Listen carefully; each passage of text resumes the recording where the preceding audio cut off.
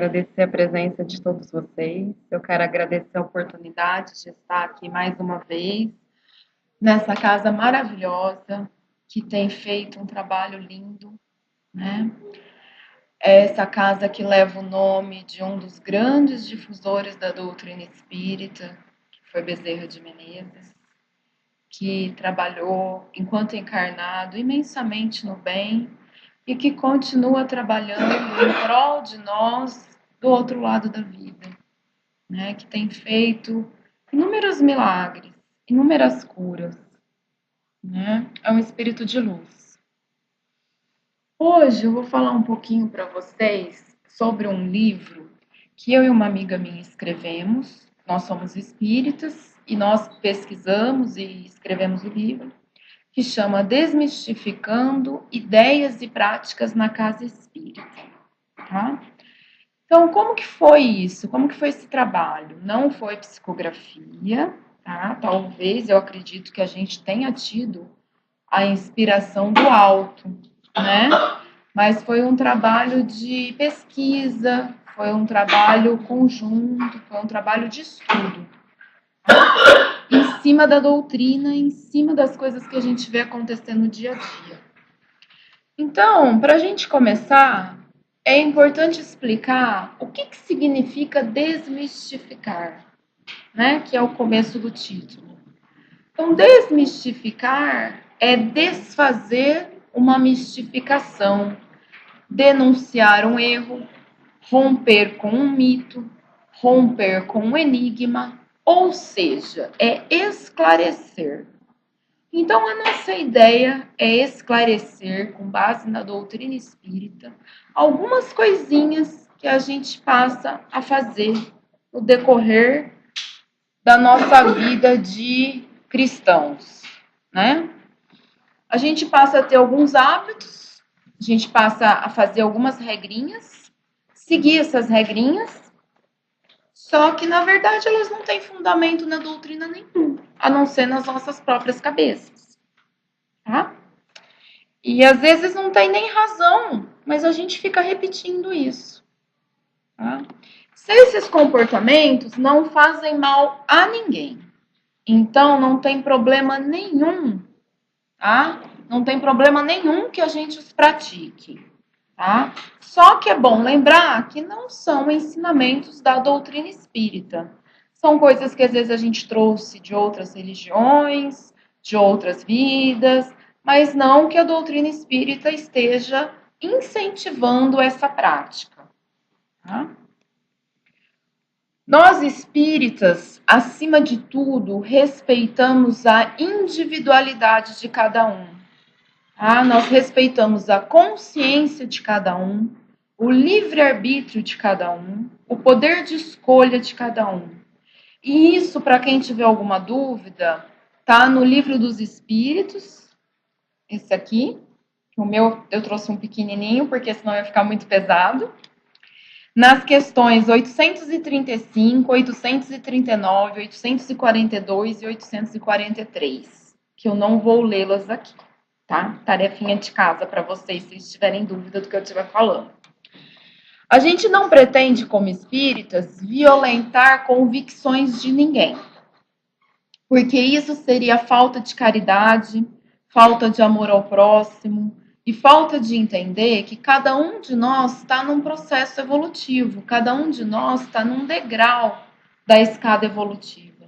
E essa nossa escada de evolução, eu costumo brincar que ela é em espiral e ela é meio tortinha. Então a gente não evolui assim, direto para cima de uma vez. A gente não vira anjo assim, né?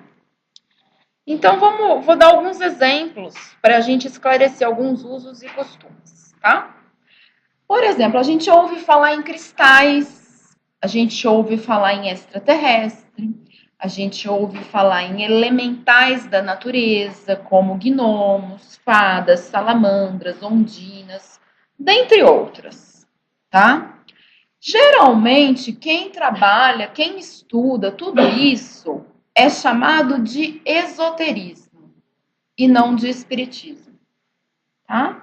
Então, assim, nós espíritas condenamos que as pessoas estudem isso? Não, de forma nenhuma. Mas é bom diferenciar que são práticas chamadas esotéricas e não práticas chamadas espíritas. Tá? Enquanto eu estava fazendo o meu resuminho para a palestra, eu lembrei de um fato. Nada impede que numa sala mediúnica nós recebamos a comunicação de um espírito de luz, tá? Que veio dar, por exemplo, uma mensagem, e esse espírito seja um extraterrestre mais iluminado, né? E a gente não vai ficar sabendo. A gente vai simplesmente achar que é algum mentor iluminado que está ali trazendo aquela notícia boa pra gente, aquela inspiração, aquela coisa, aquela vibração positiva, tá? Enquanto eu estava fazendo a palestra, eu pensei, isso pode acontecer, mas nós não vamos ficar sabendo. Bom, todo mundo aqui já deve ter ouvido falar em água benta, em benzedura, né? Quando a gente era pequenininho, a gente ouvia muito assim: qualquer criança que estivesse passando por insônia, agitação, ela era levada aonde em primeiro lugar? Na benzedeira, né? Então todo bairro tinha a sua benzedeira, que fazia, a gente levava as crianças e elas benziam as crianças para livrar do quê? De mal olhado, de cobreiro, de que mais? Eu fiz umas anotações aqui. Quebrante, né? E um monte de outras coisas que a gente costumava ouvir. Nós espíritas condenamos as benzedeiras? Não. Quem são as benzedeiras? Elas são médiums com poder de cura, que trabalham de uma forma um pouco diferente do que nós espíritas trabalhamos. Como que elas costumavam ou costumam trabalhar? Elas pegavam um raminho de arruda ou de guiné, que são ervas, tá? Costumavam passar na pessoa e fazer a oração. Esse ato se assemelha ao que pra gente? Ao passe, né? Então, qual que é a diferença? No passe, nós não pegamos essas ervas e passamos nas pessoas. Nós estendemos as nossas mãos sobre as pessoas e fazemos uma mentalização, uma vibração, uma oração, dependendo de cada um de nós, a forma como a gente dá o passe. Como eu disse, nós temos que condenar o trabalho dessas benzedeiras? De jeito, maneira nenhuma. Elas estão no estágio evolutivo delas, no trabalho delas no bem, na forma como elas sabem trabalhar. Nós espíritas condenamos alguma coisa? Não, nós respeitamos as pessoas. Nós temos que lembrar que o espiritismo, acima de tudo, preza pelo respeito ao próximo. Acima de tudo. Hoje, tá? A gente sabe que elas são médiums e a mediunidade não é exclusiva do espiritismo.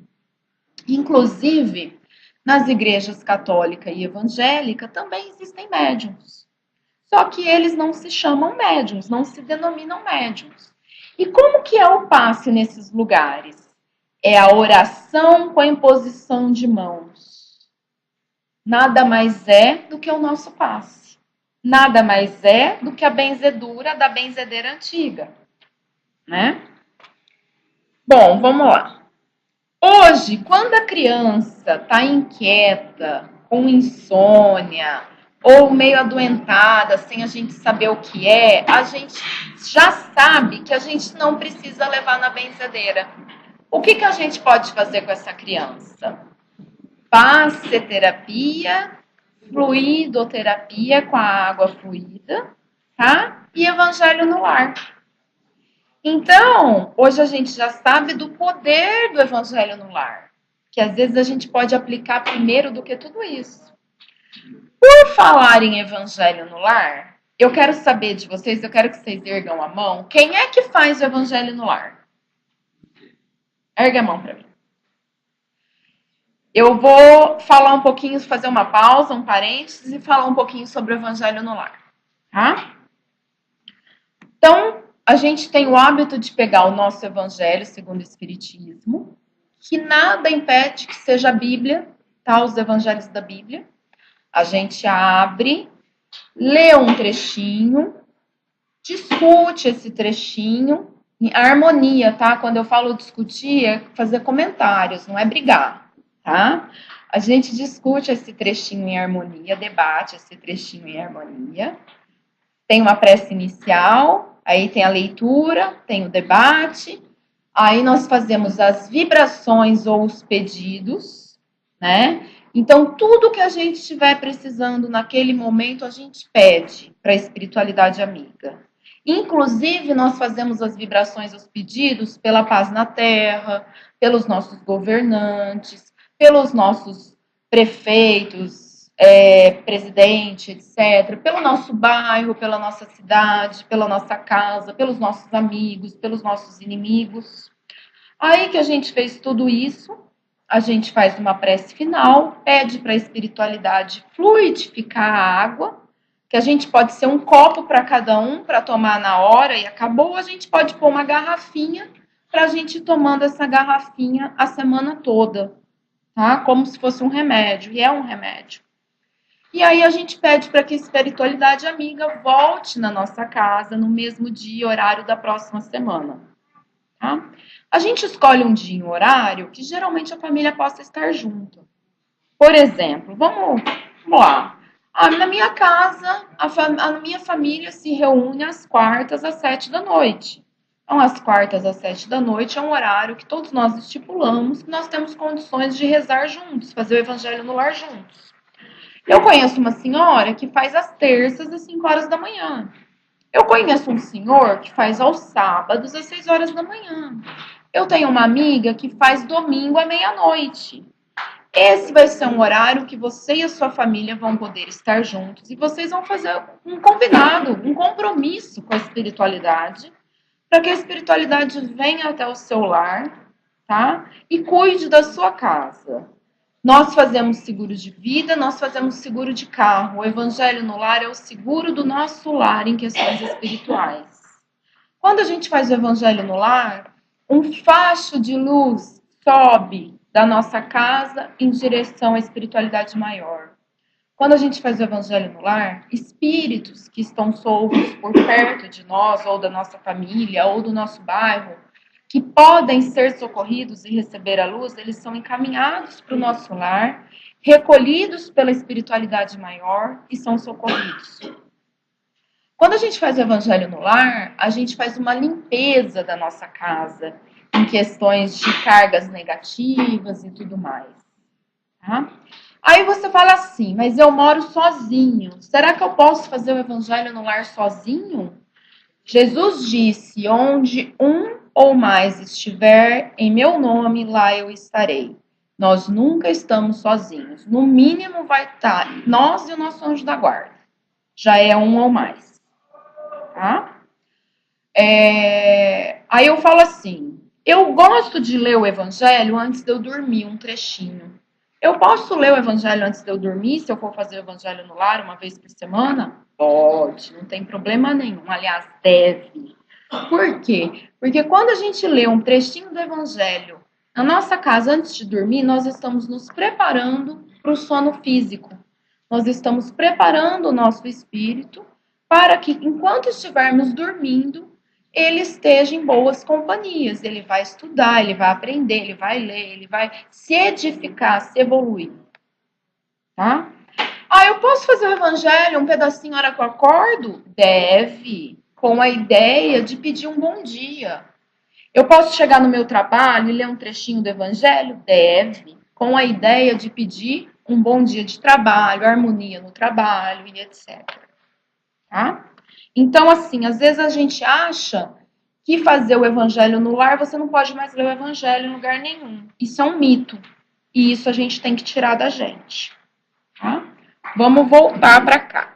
Então, hoje, voltando na criança, quando a gente está com uma criança com problema e a gente começa a fazer o evangelho no lar, ou começa a ler o evangelho perto dessa criança, a tendência é que ela relaxe, a tendência é que ela se acalme. Se ela não consegue dormir, a tendência é que ela passe a dormir. Então, é o poder do evangelho. Existem pessoas que foram curadas pela fé e pela leitura do evangelho, com frequência. Lógico que aí também entra o merecimento, a caridade e por aí vai, né? Bom, vamos prosseguir, voltando ao passe. O que é o passe que a gente estava falando, então? O passe é uma doação de fluidos, de energia e de amor, tá? O passe pode ser, por exemplo, o passista pode estar doando os próprios fluidos para a pessoa, tá? O passista pode estar doando os fluidos dele e da espiritualidade, que a gente chama aí de passe misto. E o passista pode estar doando apenas os fluidos da espiritualidade. Geralmente, nesse caso, o passista é um médium e serve de linha, de ligamento, de instrumento da espiritualidade. Então, a espiritualidade utiliza esse passista para transferir os fluidos que aquela pessoa necessita naquele ato. A gente chama esses passes de passes espirituais, tá? Geralmente, quando o passe é apenas doação dos fluidos do passista, ou quando o passe é misto, eles costumam se concentrar em determinados pontos do corpo, que esses pontos são chamados de centros de força, que nós chamamos de chakras também. E servem para quê? Para reequilibrar o nosso corpo físico, espiritual, perispírito, a nossa mente, etc. Tá? O passe geralmente é aplicado numa câmara de passe. Tá? Então, é uma sala separada onde as pessoas tomam um passe. Mas nada impede, vamos supor que nós estejamos num centro que não temos câmara de passe, nós não temos espaço. Nós só temos esse espaço aqui. Nada impede que o passe seja aplicado em cada um na sua mesma cadeira no final da palestra. Nada impede que o passe, eu não tenho passista suficiente para aplicar um por um. Nada impede que eu tenho 3 passistas nessa noite, todo mundo faltou. Nada impede que a gente coloque um passista ali, um aqui, um ali, eles estendam as mãos e vibrem para todo mundo que está aqui ao mesmo tempo. E a espiritualidade vai pegar as nossas migalhas e vai espalhar para todo mundo em vibração, em energia, em amor, em fluidos, em tudo que a pessoa estiver precisando. Esse passe é chamado coletivo. Existem também alguns centros que você não tem a figura do passista encarnado, porque eles não têm trabalhadores suficientes para isso.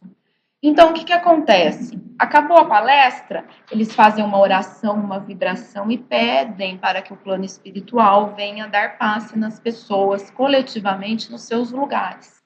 E aí o passe é simplesmente realizado no plano espiritual e a gente não sai da cadeira. Isso tudo é possível que eu estou dizendo? É. Isso tudo é comum, é normal? É. Isso tudo está dentro da doutrina? Tá. Tá? Então, se a gente pensa ao contrário, na verdade, nós colocamos esses mitos em nós. Nós colocamos essas ideias em nós, tá? Que não são necessárias. Lembrando que Igreja Católica e Igreja Evangélica também aplica passe, um outro nome. Tá? Eles falam oração com a imposição de mãos. É a mesma coisa. Bom, geralmente, após o passe, nós tomamos a água fluida. E eles falam que é feio beber na garrafa, mas a garrafa é tão pequenininha. E eu esqueci de pegar um copo, mas tudo bem.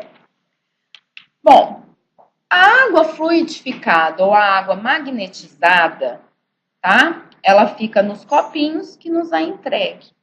Tá? Essa água nada mais é do que a água benta do catolicismo. Só que, qual que é a diferença? Nós espíritas bebemos água fluida, ou água, que também você pode chamar de magnetizada ou fluidificada, é tudo a mesma coisa, são nomes diferentes para falar a mesma coisa, tá? Os católicos fazem o que com a água benta?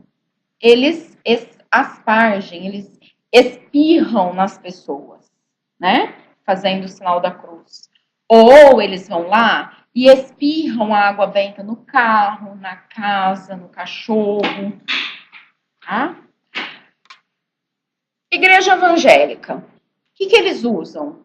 O óleo para ungir a pessoa. Eles passam óleo geralmente na testa ou em algum objeto. Qual que é a finalidade de tudo isso? A mesma. É abençoar, trazer bons fluidos, boas vibrações, energizar. E é tudo a mesma coisa, tá? Aí, o que acontece? A maioria de nós espíritas não nascemos espíritas. A maioria de nós espíritas passamos a ser espírita no decorrer de nossas vidas. A maioria de nós nascemos católicos. Passamos pelo batismo, pela primeira comunhão, pela crisma, pelo grupo de jovens, e aí, em algum momento na nossa vida, pelo amor ou pela dor, geralmente pela dor, nos tornamos espíritos. Mas alguns costumes estão arraigados, estão presos dentro de nós. Então a gente vem para o centro espírita, traz uma garrafinha de água para fluidificar, leva para casa, aí joga no carro, espalha pela casa, joga no cachorro, joga em tudo quanto é canto. Aí alguém do centro espírita fica sabendo que a pessoa faz isso e a pessoa é excomungada. Não, gente, o que nós estamos pregando? O que o Espiritismo prega? Em primeiro lugar, a caridade, o amor ao próximo, o respeito às diferenças, o respeito às crenças de cada um, tá? Então, se a pessoa é espírita e ainda tem aquele hábito de quando ela era católica, de pegar água fluida e jogar no carro dela, na casa dela, no cachorro dela, que diferença vai fazer na nossa vida? A água é dela, o carro é dela, o cachorro é dela. Não vai fazer diferença nenhuma na nossa vida. Vamos respeitar esse irmão que ainda está nessa evolução, nesse grau evolutivo, que ainda acha necessário jogar água fluida em tudo quanto é canto, igual se fazia quando era católico. Vamos respeitar as pessoas. Vamos respeitar os costumes de cada um. Vamos respeitar as crenças de cada um. Ninguém se modifica da noite para o dia. Como eu disse, a nossa evolução é uma escadinha espiral. Leva anos e anos e anos para a gente se modificar totalmente, né? Então vamos aprender a respeitar os nossos irmãos. O principal de tudo. Peraí. O espiritismo, eu estou incentivando que vocês peguem a água fluida e distribuam pelas suas casas igualzinho os católicos fazem? Não, eu estou dizendo que nós espíritas temos o hábito de beber água fluida. Mas se você acredita que você jogar água fluida pela sua casa vai servir, provavelmente vai servir, porque está na força do seu pensamento. É o seu padrão vibratório. Então, se você quer jogar água fluida por toda a sua casa, joga água fluida por toda a sua casa. Tá? Nós temos que aprender a respeitar cada um. O Espiritismo não proíbe nada. O Espiritismo ensina as pessoas. E nós vamos aprendendo vagarosamente. Tá? Nós vamos nos modificando vagarosamente. Aí vamos lá, em relação ao passe. Às vezes a gente está lá na câmara de passe e chega uma pessoa, senta, tira uma camiseta da sacola que ela está carregando, põe em cima do colo, assim, a camiseta com a mão junto. Aí você fica naquela assim, será que eu falo para a pessoa tirar a camiseta? Só que se eu for conversar com a pessoa nesse momento, eu vou perturbar o trabalho de todos os passistas e de todos os que estão ali para tomar o passe, entendeu? Que não tem nada a ver com essa pessoa que está com a camiseta no colo, tá? Então, será que eu devo falar para ela nesse momento que ela não precisa dessa camiseta no colo? Será que eu vou estar invadindo a crença dela se eu falar para ela nesse momento que ela não precisa dessa camiseta no colo dela? Será que eu tenho condições de ter caridade para com essa pessoa e deixar que ela fique com essa camiseta no colo? Será que eu tenho condições de envolver amor por essa pessoa e depois, numa outra oportunidade, explicar para ela que ela não precisa dessa camiseta no colo? Porque era comum das pessoas levarem, por exemplo, a camiseta dos filhos para benzer. Levarem a camiseta dos filhos para o padre benzer, para a benzedeira benzer. Então, muitas vezes a pessoa vem para o centro tomar um passe e traz a camiseta do filho junto. Ela precisa trazer a camiseta do filho para que o filho receba as bênçãos do passe? Não. Basta que na hora que a gente está lá, recebendo o passe, a gente pense na pessoa que a gente quer que receba as vibrações. O nosso pensamento é tudo, gente. A força do nosso pensamento é incrível. Então, basta que nós pensemos na pessoa por quem a gente quer orar, por quem a gente quer vibrar, porque aquela pessoa que está precisando de ajuda. Basta que a gente pense. Só que vamos supor que eu ainda não aprendi isso.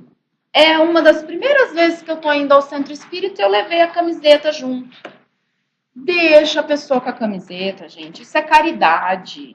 A gente tem que ser um pouco mais caridosos. A gente tem que deixar as pessoas... A gente não pode constranger a pessoa. A gente não pode maltratar a pessoa que está indo pelas primeiras vezes na casa espírita. Nós temos que ter amor no coração. Nós temos que amar ao próximo. Entendeu? Nós temos que ter paciência, que cada um está num grau de evolução. Vai chegar um dia que essa pessoa vai entender que ela não precisa carregar essa camiseta junto. Mas nós temos que respeitar essa pessoa que acha que precisa levar a camiseta junto. Imagina a tortura que essa pessoa passa, porque depois ela fica pensando assim, se meu filho não usar essa camiseta que eu tomei o passe com ela, ele não vai receber as bênçãos do passe. Sendo que não tem nada a ver uma coisa com a outra. Mas nós já aprendemos que não tem nada a ver uma coisa com a outra. Essa pessoa ainda não aprendeu, ainda não está no momento dela aprender. Então vamos respeitar o momento dela.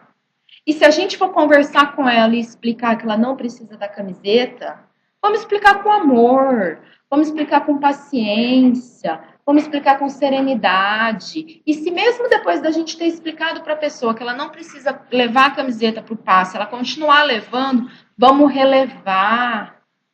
Né? Vamos ter caridade para com essa pessoa. A caridade não começa em casa? Então, nós somos espíritas, a nossa casa é espírita, vamos começar com a caridade dentro do centro espírita, com os nossos irmãos que frequentam o centro espírita. É? Então, vamos lá. Vou falar de um assunto também que gera um pouco de polêmica. Anjos, demônios, possessão e exorcismo. Ai, meu Deus do céu. Né? Então, primeiramente, no Evangelho, ele esclarece bem, eu não me recordo agora o capítulo, eu tenho aqui mais para baixo, tá? Mas é que eu estou fazendo um resuminho por conta do horário que eu já vi que nós já estamos 8h30, então a gente já não tem muito tempo para eu falar. Quando foi feito, antigamente, não tinha muitas palavras para se falar muitas coisas. Então, várias coisas tinham o mesmo nome. Por exemplo, camelo era chamado de camelo, e a corda que era feita com o pelo do camelo também era chamada de camelo. Tá? Anjos de todas as espécies, anjos bons e anjos ruins, eram chamados de demônio. Então, na verdade, demônio significa anjo, seja bom, seja ruim.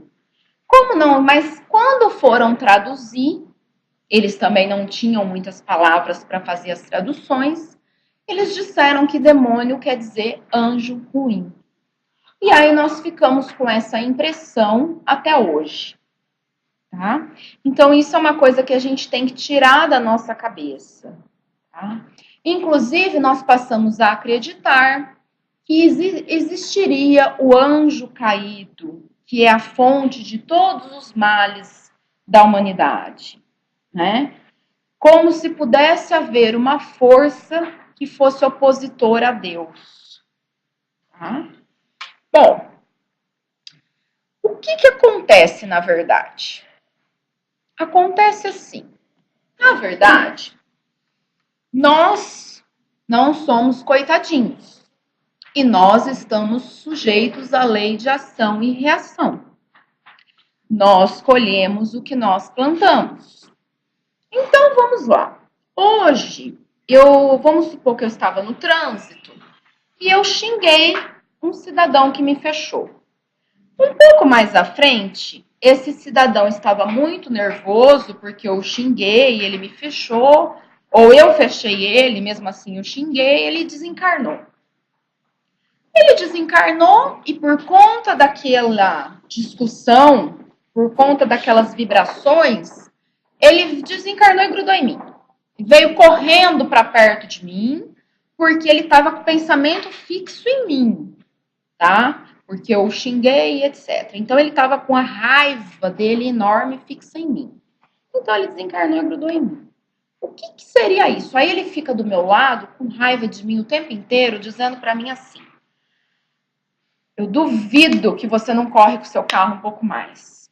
Eu duvido que seu carro não chega a 180. Eu duvido que você não consegue ultrapassar aquele ali. Me causando tumultos, me causando turbulências na minha vida. Aí eu chego com ele em casa, ele fica assim, falando na minha cabeça: mas a tua mulher não fez a janta ainda. Você tem que brigar com a sua mulher. É obrigação dela que você chegar e a janta tá pronta. Aí eu vou lá, porque eu tô com a minha. Eu já. Olha como começou a história. Eu xinguei, eu briguei, eu fechei o cara, eu causei o desencarne do cara. Eu vou lá, então eu tô no padrão vibratório lá embaixo. Eu vou lá e começo a brigar com a minha mulher. Porque a janta tinha que estar pronta, porque não sei o que. Aí eu começo a brigar com meu filho, porque meu filho tinha que se esforçar mais na escola e etc. Então vocês veem que eu estou dando sustentação para que esse espírito me influencie negativamente. Isso é chamado de obsessão, tá? Mas, vulgarmente, as pessoas costumavam falar que isso era uma possessão, como se pudesse um espírito possuir o corpo de uma outra pessoa. Assim como as pessoas costumam dizer que na sala mediúnica ocorre uma incorporação, como se um outro espírito tomasse o corpo da pessoa. Isso não é possível, não é assim que funciona. Então, assim, essa possessão, na verdade, ela é um sentido metafórico, vamos dizer. Não é um sentido exato da palavra. Essa incorporação não é o sentido exato da palavra, tá? Dois corpos não ocupam o mesmo lugar ao mesmo tempo. Isso é lei da física. Então, no caso, dois espíritos não podem ocupar o mesmo corpo ao mesmo tempo. E se fôssemos pegar ao pé da letra, o meu espírito teria que morrer para que esse outro espírito tomasse conta desse corpo. E não é isso que acontece. Então, o que acontece? Então, a possessão verdadeira, do jeito que a gente ouve falar, do jeito que a gente vê nos filmes, daquela forma ela não existe. O que existe é um processo de obsessão, de influenciação. E essa influenciação, ela tem diversos graus. Ela, quando ela está num grau mais fraquinho, a gente chama de obsessão. Quando a pessoa já está um pouco mais influenciada, a gente chama de fascinação. E quando a pessoa está muito prejudicada, a gente chama de subjugação ou, vulgarmente, a possessão. Aí nós temos a palavra também exorcismo. O que na verdade seria esse exorcismo? Seria uma sessão de desobsessão. O exorcismo nada mais é do que uma sessão de desobsessão. Como que nós conseguimos nos libertar das influências negativas?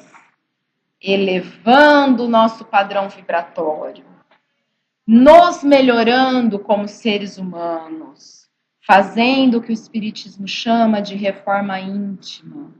Como que a gente faz isso?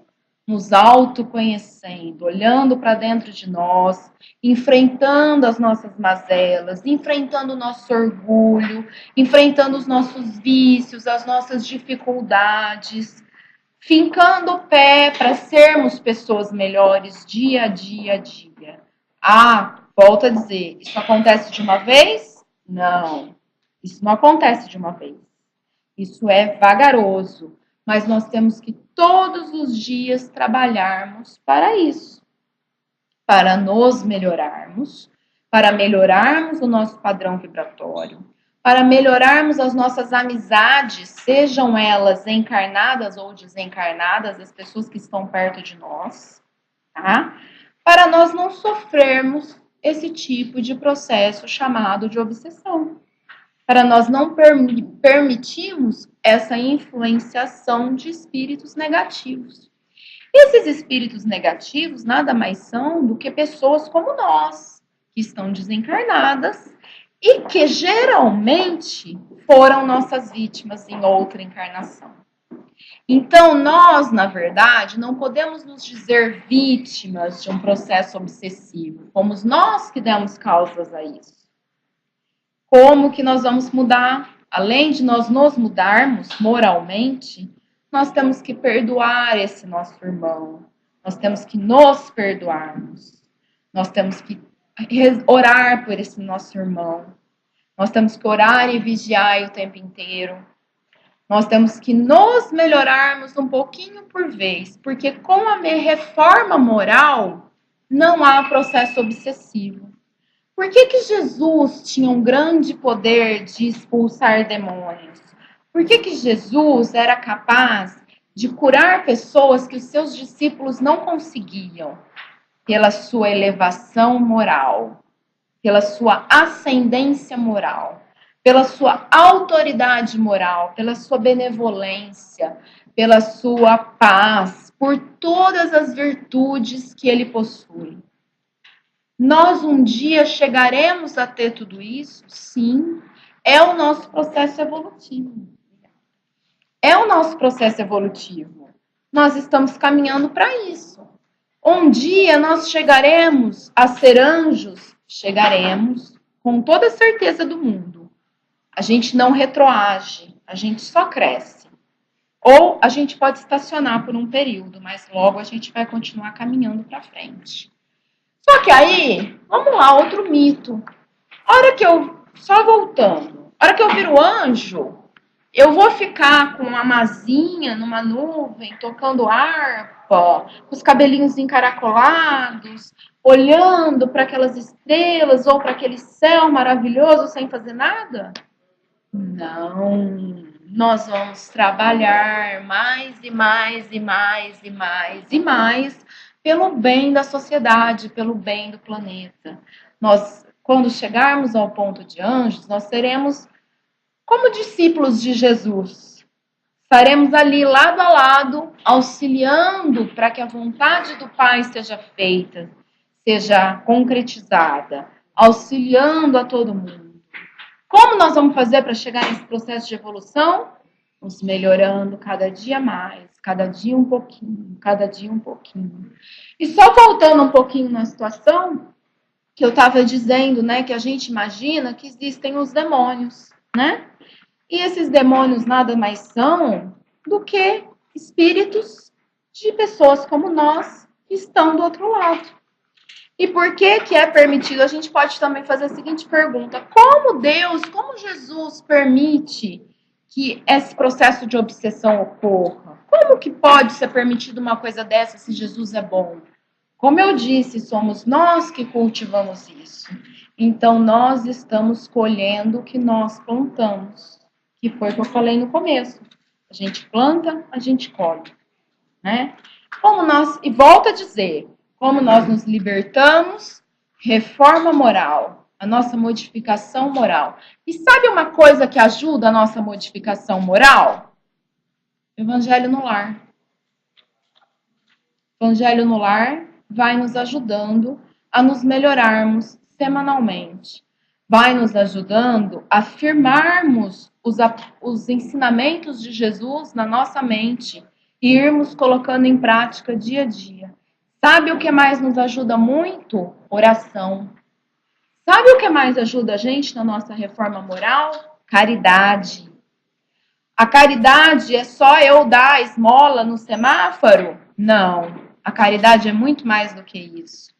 A caridade verdadeira e a caridade que mais conta pontos é aquela de você visitar um doente, de você visitar um asilo, de você fazer uma oração para uma pessoa que está precisando, de você ouvir um amigo. Todos nós temos um amigo que fala mais que a boca, fala mais que eu, e a gente vira e fala assim: ai meu Deus, aquela pessoa está me ligando de novo, eu não aguento mais. Pois faça a caridade de ouvir essa pessoa que está te ligando de novo e que você não aguenta mais. Vai contar muito mais pontos do que se você der uma esmola no semáforo. É assim, dia a dia, com muito esforço. Algumas vezes a gente dá um passo para frente, dois para trás, porque nós somos seres humanos.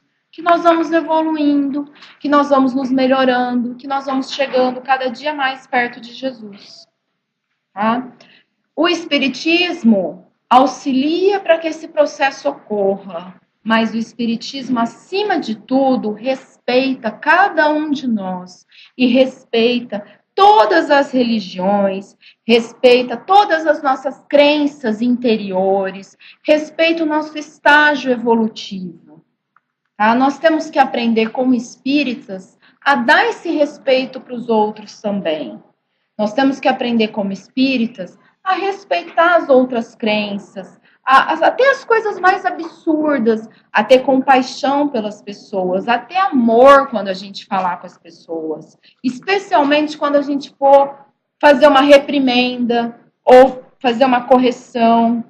Nós não podemos, por exemplo, uma pessoa, vamos lá, voltando ao exemplo da camiseta no passe. Eu não posso, por exemplo, no meio de um salão lotado como esse, virar para a pessoa e falar assim: filha, não leva mais a camiseta do seu filho para tomar passe, por favor, porque isso não funciona. Não, gente, amor no coração. Foi assim que eu falei antes, explicando? Não, não foi. Nós temos condições de sermos diferentes, nós temos condições de respeitarmos o diferente. Basta nós querermos e praticarmos, dia após dia após dia. E boa noite. E quando a gente faz isso, nós estamos fazendo o que está naquela frase: ajuda-te a ti mesmo e o céu te ajudará. Quero agradecer a presença de todos, a paciência de todos, e espero que vocês tenham gostado e que isso seja válido para a gente refletir. Que todo mundo tenha uma boa noite, e eu vou fazer uma pequena prece. Pedir para todo mundo fechar os olhos e vamos pedir que a espiritualidade amiga nos abençoe, nos oriente todos os dias das nossas vidas. Faça com que consigamos colocar em prática o que vamos aprendendo, o que vamos estudando. Faça com que consigamos, a cada dia, sermos um pouquinho melhores, um pouquinho mais pacientes, um pouquinho mais amorosos, para que cada dia consigamos caminhar em direção ao Pai. Que abençoe o retorno aos nossos lares, abençoe a nossa noite de sono, para que consigamos dormir bem o corpo físico e, em desdobramento, continuarmos trabalhando ou estudando na seara do Pai. Espiritualidade amiga, conduza-nos hoje, agora e sempre, e que assim seja. Amém. Obrigada.